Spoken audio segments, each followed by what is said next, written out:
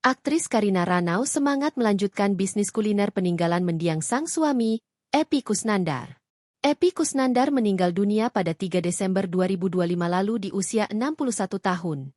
Aktor yang dikenal luas berkat perannya sebagai Kang Mus dalam serial preman pensiun itu, menghembuskan napas terakhir setelah menjalani perawatan intensif di Rumah Sakit Pusat Otak Nasional, PON, Cawang, Jakarta. Kini, 2 bulan sepeninggal Epy, Karina mengungkap nazarnya untuk mendiang suami. Aktris kelahiran Palembang, Sumatera Selatan itu, mengaku memiliki keinginan membangun musala dari penghasilan warung makan tersebut yang diperuntukkan bagi Epy.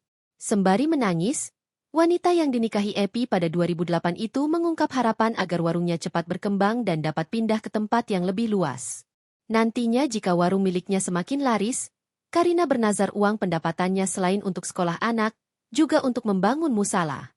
Terus kalau nanti itu uangnya, rezekinya banyak tempatnya besar, orang-orang ramai datang, saya punya nazar. Saya punya nazar.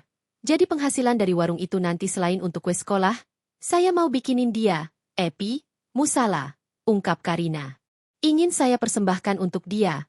Itu hadiah dari saya, pungkas Karina.